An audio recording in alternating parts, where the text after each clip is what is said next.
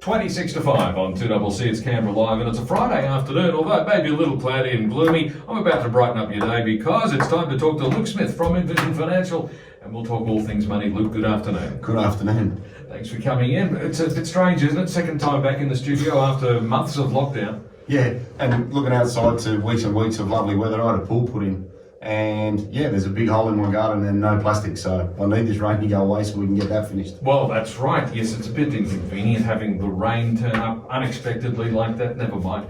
We're here to talk finances once again, and we're going to return to something we've done once before. We're going to answer the most commonly asked questions when it comes to financial advice. This is part 2 because we've done it once before. But we've got some more interesting questions that genuine customers have actually asked you. And obviously, if they're asking, other people might also be asking the same questions. Yeah, that's right. And again, it's a bit topical because the one thing I've learned is people have got an amazing amount of time to start looking at stuff working from home that they maybe haven't looked at before, and I guess it illustrates either a lack of interest in their super or the fact that they just need something to do to fill their days. So some of these questions we've got, some of these assumptions are quite unique, and I think if we can dispel a few of these sort of myths and generalisations, then at least people can sort of understand that, you know what, that question you thought was silly, it actually gets asked a lot more than you realise, you know. Okay, so the number one question on the list, I guess these are in no particular order. No, that's right, yeah, it's they're not just, no, yeah, correct. okay. Yep. So just in random order, our first question today is, I'm older now, so I should hold more cash and fixed interest, shouldn't I? Well, this is a fairly common one, isn't it? Because a lot of people feel that as they get older, they need to be more defensive in their investments. Yeah, look, exactly right. And that ties in with that general assumption as well. And my answer to that is, really? You don't need income and growth? And the rebuttal is immediately, oh, no, I'd like a really strong income stream, please. And I'd like some growth to offset inflation because I don't want to see the value of my money go down in retirement. And then you can pause for a little bit and they listen to what they just said and they go, okay, so let's move on to the next question. We'll leave what I've got going as I've got it going. And I think that's the important thing, that this fallacy of you're older, you need to be more defensive, unless there are specific things that are going to affect your investment time frame, such as I'm going to rip it all out in the next 12 months. I've got it for specific things, or you know, you want to be able to have absolutely no capital growth and you understand that. That is totally fine, as long as you understand the ramifications of what you're doing. Yeah. But I find generally that most people want good, strong income and they want growth. Now, you don't get that from cash and fixed interest because those two sectors don't provide those characteristics of return. So by default, then you need to start thinking about, well, what are my growth options? And that might be international property, infrastructure, Aussie shares, etc., etc. So keep in mind that because you're getting older, I would argue that your investment time frame is between whenever you invest originally and when you die. Right. It has nothing to do with your retirement date. That's another one we get. Oh, well, I'll invest like this up to my retirement date, and then after that, I'll change my investment horizon. Well, for me, your investment horizon is the day you walk in my office to the day your family put you in a box, because you need income over that time frame and you need growth over that time frame. And there's a fair chance that you want to be able to spend it on the things that you've waited years and years to be able to do. So why would we limit ourselves to no growth and limited income, especially in a unique environment that we're seeing at the moment, which is cash at record low levels? Yes. So your perception of that in the current environment would be very different to having this conversation in 2006, when you could put money in a bank account and get 8% risk-free. So yes, in that time it may have been appropriate, but at the moment the ramifications of holding too much cash are actually... Oh, well, that's right. The low interest rate environment that's been prevailing now for several years, that has changed the dynamic quite a lot. But the reason this question keeps coming up, though, is people have had it hammered into them year after year after year. The reward is related to risk. And if you're going for the bigger rewards in growth and income, it's going to come inevitably with increased risk. And that's the bit that frightens people, isn't it? That's right. And I think it's important to keep in mind that when we talk about the word risk, you put some goalposts around it. Are we talking about risk in a 12-month period? Are we talking about risk in a 5-year period? Are we talking about risk over a 20-year period? Because in the last 2 years, we've seen a lot of financial risk. We've seen markets come off at record levels. We've seen them return to very, very strong positions. And if your measure of risk was the last 2 years, then, oh my word, things have been amazing. But if you look at the events of the last 2 years and go forward 10 or 15, it'll just be a blip on a chart. And people will be talking about it like it was nothing when you look at the broader context of your investment time frame, which, as I say, people need to remember the context of superannuation. It doesn't end when you retire, it ends when you die, or you've spent it all. Yes. And hopefully you can do the latter before the first one. But that's the important thing, is like anything in life, I don't mind if people, the analogy I use regularly is, if you're doing 180 in a 100 zone, you're taking on more risk. As long as you know that, I've got no problem with that. I find the biggest misconception people have is they're in a balanced fund thinking they're 50% defensive, 50% growth, but they're not. They're 80% growth assets. And when something like a COVID comes along, that risk measure of volatility is far more than they were expecting, and that upsets them. So as long as you're informed, I don't care how fast you drive your car, but don't think that hitting a tree at 180 k's is going to give you the same damage as hitting one at 40. Indeed. All right, there's a couple of interesting will questions in this list today as well. So the first of them is, does my will cover superannuation assets? The short answer is no. And that is why when you look at your annual statement from superannuation, you will have in there a binding or non-binding nomination. So the difference between the two is this. A binding nomination says, in the event of my unlikely death, I'd like everything to go to my spouse. And that removes the discretion of the trustee, of whoever you're with in your respective super fund, and it gives clear direction that must be followed, and there is no discussion about that. A non-binding nomination is more like a guideline. It would be nice if, but ultimately there is an element of discretion that is afforded to the trustee of the super fund to determine where money goes. So in that example, if someone was to write to the super fund and say that you promised them $100,000, they need to prove it to the trustee, and then the trustee make an informed decision about what is right or wrong, but you've opened the door to an interpretation. So a will doesn't cover your super assets. A will covers your personal effects, shares in companies, entities that you run outside of the superannuation environment. Here's a related question. Often with your superannuation, there has been a component of insurance, a life insurance policy inside the superannuation. What about that money? Well, that money would be paid to the superannuation fund because the policy is owned by the super fund. So in the event of somebody passing, the executor or the person that is taking care of the affairs of the deceased would write to the superannuation fund and say, person A has passed, here's all of the information that you want. The insurance company that provides the policy through the super fund would make their assessment in relation to their criteria, whether it's life or total permanent disability, and they would pay the money under the policy to the policy owner, which would be the individual superannuation account, and then that would fall into that account along with their invested capital over their working life, and that would then be paid out under those options. So if you're not in pension phase, you may have a binding nomination.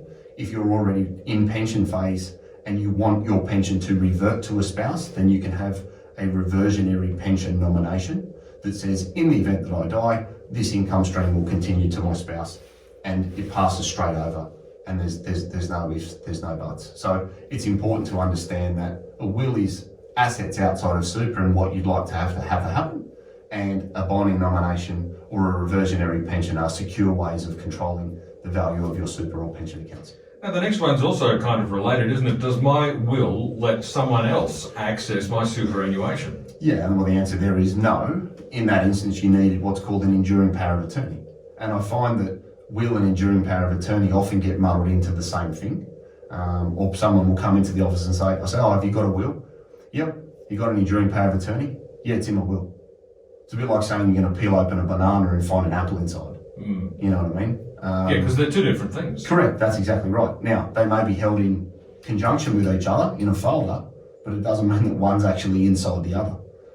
So you need an enduring power of attorney, which, any good lawyer would be an advocate of, because if you trip over, bang your head, wake up and think your name's Sharon, you need somebody to be able to act on your behalf and take into account your best interests.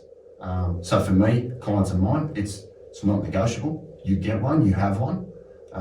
Because being married or being in a partnership or a domestic relationship, my understanding is in the eyes of the law, especially the super trustee, it doesn't give you the permission to pull money out of somebody else's super fund that is not yours. So without an enduring power of attorney, you can trot yourself down to court and go through all sorts of palaver that handing over a piece of paper could have removed. So understand what you have, understand what you need, and go out and get some specific advice if you don't have one of those two documents, because a large portion of people's asset base is in super, and not having the keys to it can be a very serious problem. Okay. Question number 4 on the list of frequently asked questions. My investment horizon is through until retirement, right? Right, correct. And I guess we touched on this one sort of indirectly in the first answer. For me, it is. You know, I don't think there's a definitive correlation between your retirement date and the way that you approach your assets, because your need for things doesn't change. Whilst you accumulate assets in superannuation, you want really good growth and you need some income and franking credits and capital appreciation. You want all of those things in retirement, because I don't work with anybody that intentionally wants to see the value of their assets fall, unless you're ripping money out as a pension, you know, at a much higher rate than you're earning in any one 12-month period. Being able to maintain a balance of income and capital is very important, because income pays pensions and income is sustainable. Income is also not directly impacted by a change in the value of the share. So the other big misconception is that, oh, the share price has come off, that means the income's coming off. Well, not necessarily, because the capital value of an asset, or the share price, is a measure of whether we like it or don't like it. In the middle of the Royal Commission, we didn't like the banks. Share price came off. During the Royal Commission, CBA still recorded billions of dollars profit and maintained their dividend. So there's a great example of where the share price can come off, but the dividend can remain where it was or where it is, because it's only a reflection of value at any one point in time. Earnings and profit drive distributions. So the two are not directly correlated all of the time. They're to be considered, but you can't make the generalisation that share price is off, that it automatically means the dividend's coming off, because everybody loves fully franked dividends in their super fund, right? Well, I think so. Okay. Unless someone asks who Frank is and why is he taking my dividends. I get that one a lot. Oh, yeah, exactly. So do all super funds pay dividends from investments, or it's... No, well, again, this is another misconception that all super funds are the same, right? A unitised account, like an industry fund, it reflects the value of the return in the value of your units. So you start the year at $1 a unit, for example, and at the end of the year, it might be worth $1.10, $1.05, $1.20, $1.25, $1.35, $1.06, whatever it is. Think about it from another sector. You bought an investment property, but you didn't rent it. You just reflected the change in value in the market price of the house. You generally don't do that. No. People look at the value of the house and they say, well, I want the rent along the way to pay a mortgage, to pay my lifestyle, etc., etc. And you should think about your superannuation in the same way when you're moving into retirement phase. People's importance and reliance on income becomes far more important to them when they reach retirement age than prior to reaching it, because they've got wages and they can live. So you don't really care how your return is generated, because you can't get it anyway. When you reach preservation age and you can take out a pension to fund the way you want to live, I find people become acutely aware of what is the income profile of my investment. And when they find out they're not in a fund that provides a dividend, then they start to say, well, I can maximise my income through the use of franking credits and I want more control. So finding a super fund that is right for you is important, in the same vein as buying the right sort of car for the right purpose. Yeah. You know? I'm 6'5". I don't have a Mini. Yes. That doesn't mean I'm anti-Mini. Do you know what I mean? Because a lot of people come in and they say that and they go, oh, you're anti-Mini. No, not at all. Great little car. I just wouldn't fit in one. So I'm not going to buy one. Yeah. So that type of car is not right for me. A unitised fund for someone that's retiring and wants to control their income is not right for them. It doesn't mean they're bad. It's just about aligning your key priorities and the controls you want in retirement with the product that you're using. 11 minutes to 5 on 2CC. Luke Smith from Envision Financial is with me in the studio today. We're answering the most commonly asked questions that Luke fields on a regular basis. We've got 3 more questions on the list. We'll see if we can squeeze them in after the break.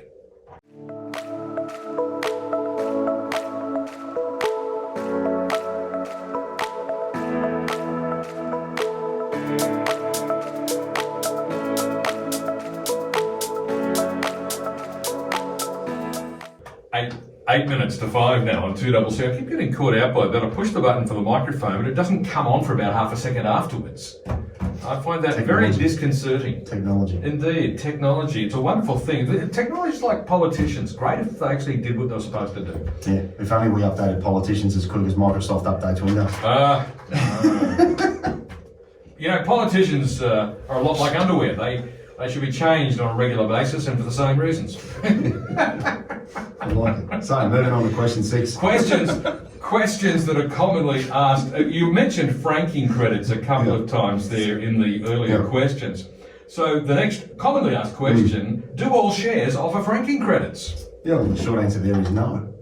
The important question here is, what are you investing in, and does it provide all of the tax credits? And that's effectively what a franking credit is. People say, well, what is a franking credit? A franking credit is just being given the tax that has been paid by the company you're investing in. So if you invest in CBA, they pay a whole load of tax on their earnings, and you get a franking credit, which is some of the tax that's been paid by them that helps you from a tax perspective in the total wash up of your earnings. Effectively, it means the dividend money that you receive is after tax money, because you get a portion of tax paid on it. Correct? Yeah, exactly. That's right. Now, the important thing to keep in mind is that happens with Australian shares. Doesn't happen with property, doesn't happen with fixed interest, doesn't happen with international. It also doesn't happen automatically with all Australian shares. So you need to check. So a good example is CBA, ANZ, Westpac, NAB, fully franked, which means you get all the tax credits that they pay. Macquarie, 40% franked. So you get a portion of the franking credits. So you can't make the assumption that they are all fully franked. You just need to check and see what you're buying into, because it will affect the total yield or the total income that you receive in pension phase, especially in retirement, where they're returned to you by the ATO. And I assume if there's a company that hasn't paid any tax at all, then I presume there's no franking credit because they haven't paid any tax. Well, there's also some companies that pay tax, they just don't pass it on. Yes. So, again, it's at their discretion. It's not mandatory. Okay. All right. If I don't have an administration fee in my fund, that means it's cheap, right? Well, the answer there is it depends. It depends. And this one's a lot of smoke and mirrors.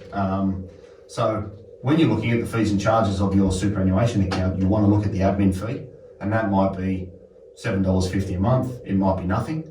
You then need to go and look at the internal cost ratio, and that is the cost that you incur for the investment option that you are in. Okay, because what some fund providers do is they say, oh, we don't have an admin fee, but then they'll have an amazing internal cost ratio. So some A&P funds are notorious for this. PSSAP, it's similar. We've got a very low admin fee, but we charge you 1.15% on the balanced option in that fund, which a normal or an effective internal cost ratio for me between 0.4 and 0.6 is probably fair and reasonable. 1.15, probably not great. Some funds at A&P, 2% plus. So don't just assume that you're not paying an admin fee, they're not getting you somewhere else.